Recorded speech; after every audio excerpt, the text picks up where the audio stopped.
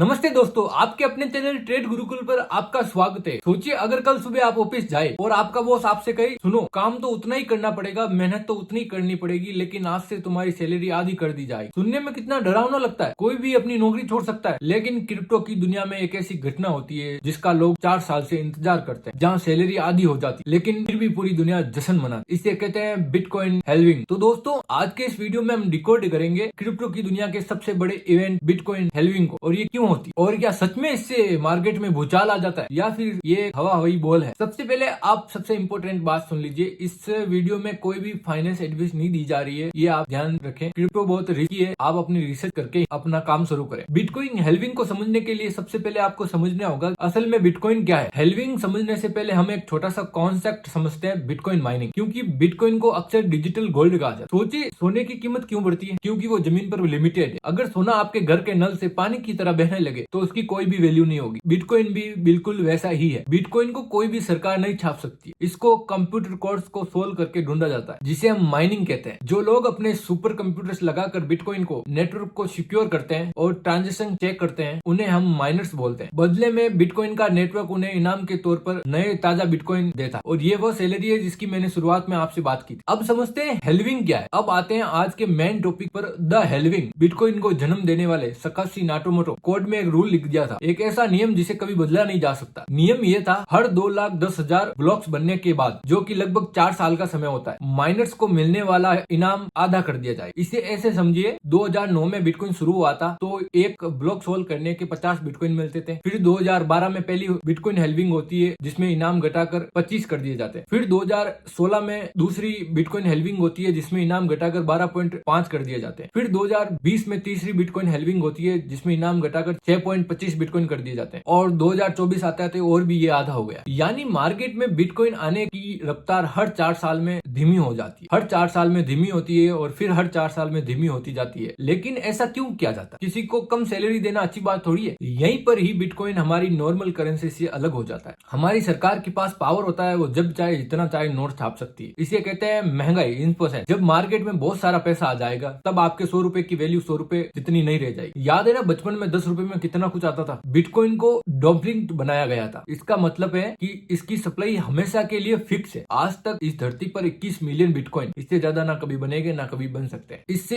एक भी ज्यादा बिटकॉइन नहीं बनाया जा सकता। हेल्विंग ये सुनिश्चित करती है हम उस 21 मिलियन की लिमिट तक बहुत धीरे धीरे पहुंचे। अगर हेल्विंग नहीं होती तो सारे बिटकॉइन अब तक माइन हो जाते और बिटकॉइन की प्राइस आज जितनी है उतनी नहीं रहती। तो आसान भाषा में कह सकते हैं हेल्विंग वो ब्रेक है जो बिटकॉइन की सप्लाई को कंट्रोल करता है ताकि उसकी वैल्यू बनी रहे। अब $1 मिलियन सवाल, इससे मार्केट क्यों हिलता है? ये बहुत ही सिंपल इकोनॉमिक्स है, सप्लाई एंड डिमांड। इमेजिन कीजिए बिटकॉइन की सप्लाई उतनी ही है लेकिन डिमांड बहुत ज्यादा हो चुकी, लेकिन अचानक बिटकॉइन हेल्विंग होने से बिटकॉइन आने आधे हो जाते हैं। जब चीजें कम मिलती है और खरीदने वाले ज्यादा हो तो क्या होता है? प्राइस बढ़ती है। इसे कहते हैं सप्लाई शॉक। इतिहास गवाह है, लेकिन याद रहे इतिहास भविष्य नहीं बताता। पिछली 3 हेल्विंग के बाद हमने देखा है कि बिटकॉइन की प्राइस में अचानक उछाल आया है। हमने अक्सर देखा है कि अगले 12 से 18 महीने में बिटकॉइन की प्राइस में जबरदस्त उछाल आया है। अब समझते हैं हेल्विंग से होता क्या है। छोटे माइनर्स पर असर पड़ता है, जिनकी बिजली का खर्चा नहीं निकलता, उनका रिवॉर्ड आधा हो जाता है, जिसकी वजह से वो अपनी मशीनें बंद कर देते हैं। इसमें सबसे तगड़े और पावरफुल माइनर्स ही बचे रहते हैं। इससे बिटकॉइन नेटवर्क और भी सिक्योर हो जाता है। तो दोस्तों ये है बिटकॉइन हेल्विंग का पूरा सच। ये कोई जादू नहीं है, ये सिर्फ एक डिजिटल गणित है जो महंगाई से लड़ने के लिए बनाया गया। लेकिन जाते जाते एक दोस्त और भाई की तरह आपको सलाह देकर जाता हूँ, हेल्विंग सुनकर फोमो में मत आ जाना। मार्केट बहुत वोलेटाइल है, कभी कभी हेल्विंग के बाद प्राइस तुरंत गिर भी जाता है और बढ़ने में महीनों लग जाते हैं। अगर आप क्रिप्टो में थोड़ा बहुत भी इंटरेस्ट रखते हैं तो आप इस टेक्नोलॉजी को समझिए, सिर्फ उतना ही इन्वेस्ट करिए जितना